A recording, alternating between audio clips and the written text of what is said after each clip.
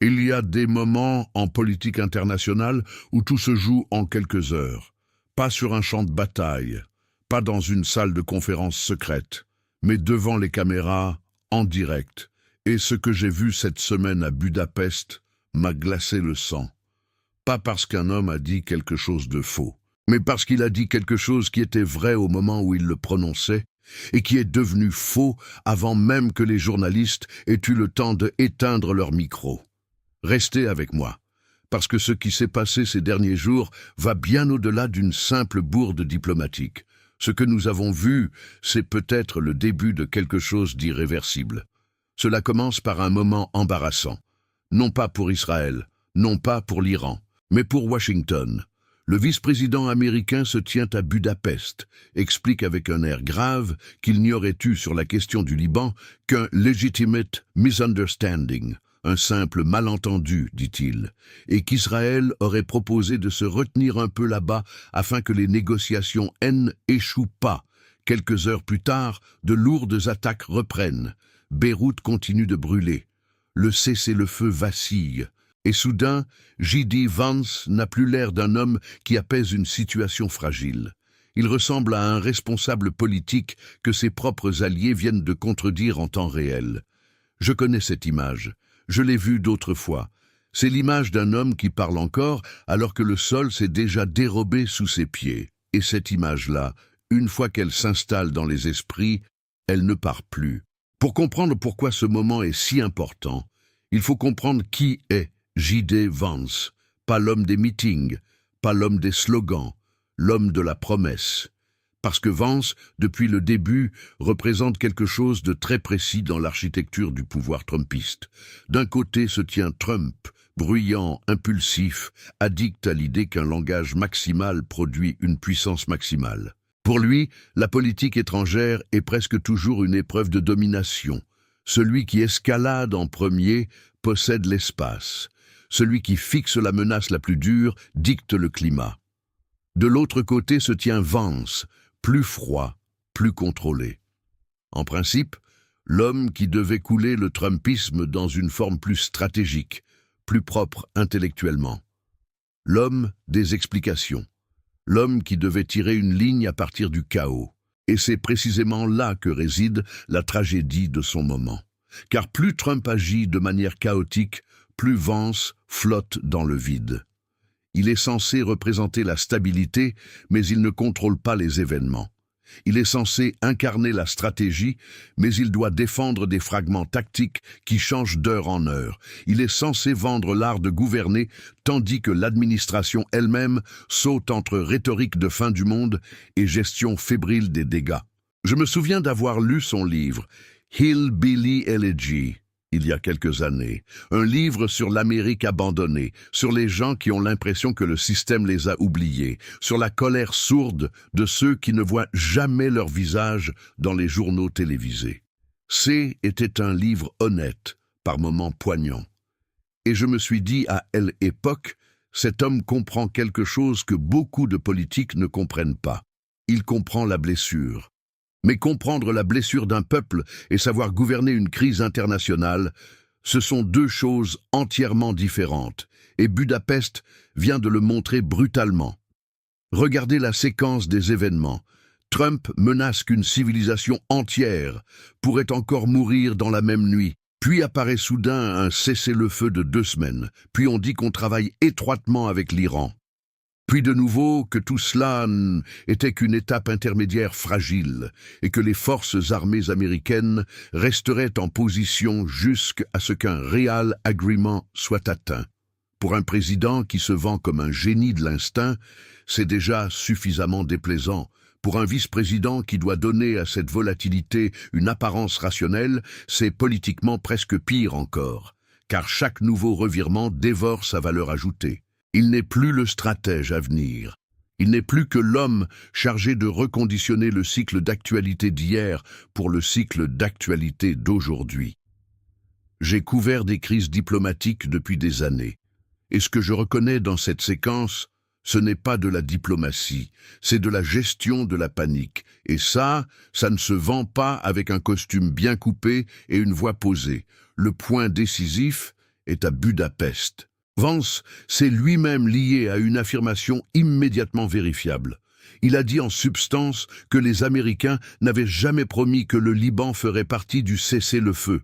Mais il a ajouté, et c'est là que tout bascule, qu'Israël avait proposé de se modérer un peu au Liban afin de conduire les négociations au succès. Ce n'est pas une analyse philosophique, ce n'est pas une formule abstraite, c'est une affirmation concrète sur le comportement d'un allié. Et au moment exact où cette affirmation rencontre la réalité, le dommage politique commence. Si Israël continue ensuite à frapper, alors il n'y a pas seulement un problème militaire. Il y a un problème de confiance pour la direction américaine elle-même. Car il devient alors visible que Washington soit ne peut pas contrôler son principal partenaire régional, soit raconte à son sujet des choses qui ne tiennent pas une heure sur le terrain. Les deux sont dévastateurs. Et c'est précisément ce qui s'est passé. Pendant que Vance parlait à Budapest, les bombes continuaient de tomber sur Beyrouth. Pas dans 2 jours, pas dans une semaine. Pendant qu'il parlait, les réactions internationales n'ont pas tardé. La France a condamné les attaques israéliennes au Liban. La haute représentante de l'Union européenne pour les affaires étrangères a exigé explicitement que le cessez-le-feu États-Unis-Iran soit étendu au Liban. Le Royaume-Uni a lui aussi fait pression dans cette direction. Ce ne sont pas des notes marginales, ce ne sont pas des communiqués de routine. C'est un jugement diplomatique sur le récit américain, car si Washington dit que la trêve ne vaut pas pour le Liban, mais que l'Europe répond presque par réflexe que c'est précisément là l'erreur, alors ce n'est plus l'Iran contre l'Amérique qui se trouve au centre. C'est l'Amérique contre ses propres alliés sur la lecture de la situation. Et Vance se retrouve en plein milieu. Il voulait vendre la limitation des dégâts. À la place, il se retrouve soudain du mauvais côté d'un débat international dans lequel même des partenaires proches disent que c'est précisément cette faille dans le cessez-le-feu qui est extrêmement dangereuse. C'est là la véritable humiliation. Non pas qu'il ait dit une fois quelque chose de faux. L'humiliation plus profonde, c'est que son rôle dans cette crise paraît de plus en plus petit. Ce n'est pas lui qui fixe les conditions. Ce n'est pas lui qui discipline l'allié. Ce n'est pas lui qui apaise visiblement la situation. Il est le porteur d'un espoir qui se fissure déjà pendant qu'il parle. Il faut parler d'Ormuz, parce que c'est précisément là que se trouve le véritable levier de cette guerre. Et c'est le point que Vance ne peut pas faire disparaître par le langage. Le détroit d'Ormuz n'est pas un théâtre secondaire. Il constitue la preuve matérielle de savoir si Washington contrôle vraiment quoi que ce soit. Environ 1/5 des flux mondiaux de pétrole et de gaz passe par ce couloir. Toute ambiguïté à cet endroit devient automatiquement une crise économique mondiale. Les agences ont rapporté que l'Iran n'avait pas simplement normalisé le trafic maritime après le cessez-le-feu, mais ne l'avait laissé reprendre que de façon très limitée. Un maximum de 15 navires par jour, là où en temps normal il en passe bien davantage. D'autres données décrivaient le trafic comme presque totalement à l'arrêt. Vous savez ce que ça veut dire concrètement? Ça veut dire que même si le cessez-le-feu tient formellement, le principal goulet des étranglements de l'économie mondiale reste à moitié fermé sous contrôle iranien. C'est précisément là que pour une superpuissance américaine, quelque chose devient très embarrassant. Une puissance capable de contrôler le ciel, mais pas le prix de la sécurité sur l'eau. Et cela est mortel pour le récit politique de la Maison-Blanche. Car Trump voulait montrer de la dureté. Il voulait contraindre l'Iran. Il voulait démontrer que ces menaces finissent par produire des résultats. Moi, j'ai vu les prix du carburant à la pompe cette semaine en France. J'ai vu ce que ça coûte à ceux qui n'ont pas le choix, qui doivent prendre leur voiture pour aller travailler, pour emmener leurs enfants à l'école.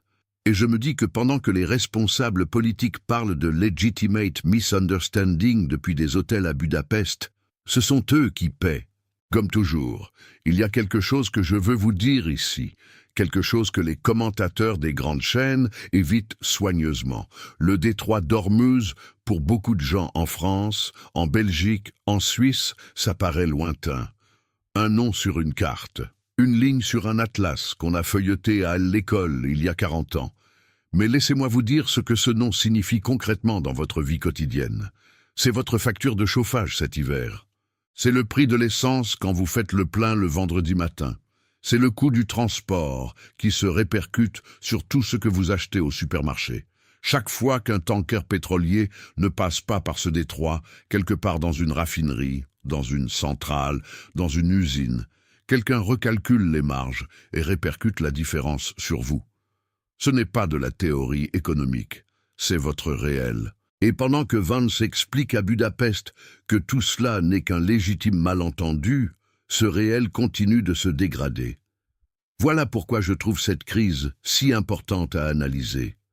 Pas pour le spectacle géopolitique, pas pour les jeux de pouvoir à Washington, mais parce qu'entre un vice-président américain qui perd pied à Budapest et vous, il y a un prix du carburant qui monte, une facture qui arrive et personne sur les grandes chaînes pour faire le lien. Regardons le langage que Vance utilise. Il parle de misunderstanding, de bad faith propaganda, d'une trêve fragile, de factions iraniennes qui pour certaines parlent et pour d'autres perturbent. Cela sonne d'abord raisonnable. Mais précisément ce choix de mots est révélateur, car il montre que l'administration ne parle déjà plus de résultats clairs. Elle parle de combats d'interprétation, de malentendus, de lectures concurrentes, de transition. Le problème a déjà basculé de la sphère militaire vers la sphère sémantique, et pour les mouvements populistes, c'est toujours dangereux. Le pouvoir populiste vit du fait que les choses paraissent claires, victoire ou défaite, force ou faiblesse, ami ou ennemi. Si soudain tout est rempli de malentendus légitimes, alors c'est presque le contraire de leur grammaire politique. Et Vance doit maintenant administrer précisément ce contraire avec une voix grave. Je ne sais pas si vous mesurez à quel point c'est une position intenable. C'est comme essayer de vendre de la certitude avec des mots qui suent l'incertitude à chaque syllabe. Ce qui rend la situation de Vance si particulièrement délicate, c'est qu'il doit maintenant cohériter politiquement d'une guerre qu'il disait voir avec davantage de scepticisme que d'autres. On sait qu'il avait décrit Trump comme impatient, tout en précisant clairement qu'en cas de manque de coopération iranienne, la pression militaire et économique reviendrait. Cela signifie qu'il n'est plus le critique en marge.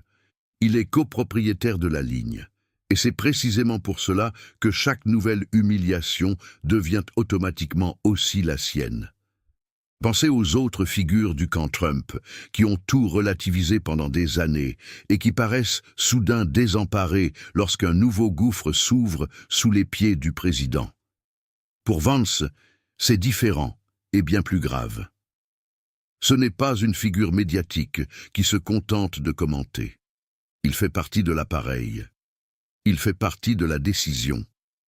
Il fait partie de l'emballage diplomatique. Si donc Israël continue de frapper, si des gouvernements européens déclarent publiquement que le Liban doit être inclus dans le cessez-le-feu, si l'Iran remet ouvertement en cause le récit américain, et si Hormuz continue de ne fonctionner que de manière restreinte, alors Vance ne peut pas se contenter de le déplorer comme un invité de talk-show. Il doit l'expliquer, il doit le porter, il doit le traduire en une image de leadership. C'est précisément cela qui rend sa situation si déplaisante. Il n'a pas seulement un problème de communication, il a un problème de propriété. Cette guerre colle à lui. Et maintenant, cela devient vraiment dangereux en politique intérieure américaine, car la force de long terme de Vance reposait toujours sur une promesse. Il serait le Trumpisme sans son imprévisibilité complète. Le même camp, la même dureté, la même guerre culturelle, la même impulsion antilibérale, mais mieux emballée, plus contrôlée, plus gouvernable. Si justement Vance donne maintenant, dans un véritable moment de crise géopolitique, l'impression d'un homme tourné en dérision simultanément par Netanyahou, Téhéran, Islamabad et les gros titres venant de Beyrouth, alors cette promesse se fissure.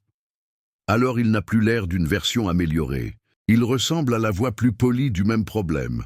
Et cela est politiquement bien plus destructeur qu'un simple faux pas, car cela attaque tout son profil d'avenir. L'Europe, elle, regarde cela de très près. Et je peux vous dire que ce qui se dit dans les capitales européennes cette semaine n'est pas rassurant. Si un vice-président américain explique d'abord qu'Israël va se modérer au Liban, puis que quelques heures plus tard, la France, l'UE et le Royaume-Uni doivent argumenter publiquement dans la direction opposée, alors la perception internationale de l'appareil des États américains se déplace elle aussi. Ce n'est plus seulement Trump qui paraît imprévisible. Désormais, son équipe elle-même ressemble à un groupe qui n'arrive même plus à distinguer proprement l'image voulue de la ligne réelle de ses alliés. Géopolitiquement, cela coûte très cher, car la politique étrangère vit de ceci. Que les gens au téléphone à Washington puissent faire des promesses qui tiendront encore demain. Si cette confiance dans la précision opérationnelle des Américains diminue, Washington ne perd pas seulement de la sympathie, il perd de la puissance fonctionnelle. Et je ne dis pas cela avec satisfaction, je le dis avec inquiétude, parce que quand Washington perd de la puissance fonctionnelle, ce n'est pas seulement l'Amérique qui en souffre, c'est tout l'ordre international qui vacille. Et nous, en France, en Europe, nous le ressentons directement. Permettez-moi d'être encore plus précis sur ce point. Nous avons une génération de dirigeants européens qui ont grandi dans la certitude que l'Amérique était le garant de dernier recours. Pas parce qu'ils aimaient nécessairement toutes les décisions de Washington, pas parce qu'ils approuvaient toutes les guerres, toutes les interventions, toutes les pressions commerciales, mais parce que dans les moments de crise vraiment graves, quand le téléphone sonnait à la Maison-Blanche, on savait que la réponse aurait un sens cohérent avec ce qui avait été dit la veille. Cette certitude-là est en train de se fissurer. Et une fois qu'elle se fissure, elle ne se reconstruit pas facilement. Pas en quelques semaines, pas même en quelques années. La scène de Budapest restera.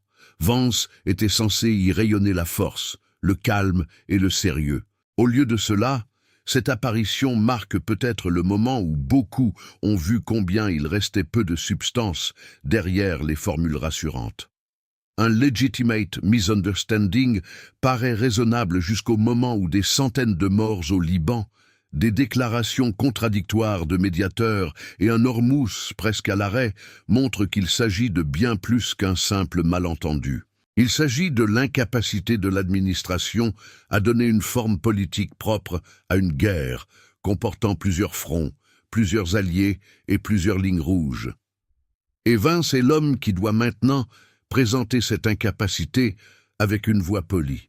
Ce n'est pas une histoire de vice-président paniqué qui serait politiquement finie dès aujourd'hui. Ce n'est pas aussi simple. Vance reste puissant. L'Amérique reste puissante. Mais ce qui s'est passé cette semaine à Budapest et au-dessus de Beyrouth, c'est quelque chose d'autre. C'est le moment où il a été contraint de faire ce qui est le plus dangereux pour un candidat futur au pouvoir. Il a dû défendre une situation qui lui glissait des mains en temps réel. Il a dû affirmer un contrôle là où il n'existait que de la fragilité. Il a dû parler de retenue là où les attaques continuaient. Il a dû expliquer un cessez-le-feu dont la portée était contestée. Et il a dû faire tout cela alors que la question matérielle centrale, Hormuz, montrait précisément que Washington n'avait même pas vraiment la main sur le centre nerveux économique de cette crise. Ce moment est important, non pas parce que Vance a eu l'air mauvais une fois, mais parce qu'il est devenu visible à quelle vitesse le prétendu stratège du camp Trump peut se transformer en simple gestionnaire d'une rhétorique des dégâts. Et si cette impression s'installe, et les impressions en politique ont une façon terrifiante de s'installer, alors la véritable érosion ne commencera pas seulement en 2028, elle commence maintenant. Ce soir. Pendant que Beyrouth brûle encore et qu'un homme en costume sombre cherche ses mots à Budapest. Si vous pensez que comprendre ce qui se passe vraiment dans le monde est important, pas seulement ce qu'on vous dit, mais ce que ça signifie pour nous, pour l'Europe, pour notre quotidien, partagez cette vidéo. Il y a des millions de gens qui méritent une analyse honnête, sans langue de bois, sans allégeance à un camp ou à un autre. C'est ce que ce canal essaie d'être. Abonnez-vous et revenez, parce que cette histoire est loin d'être terminée.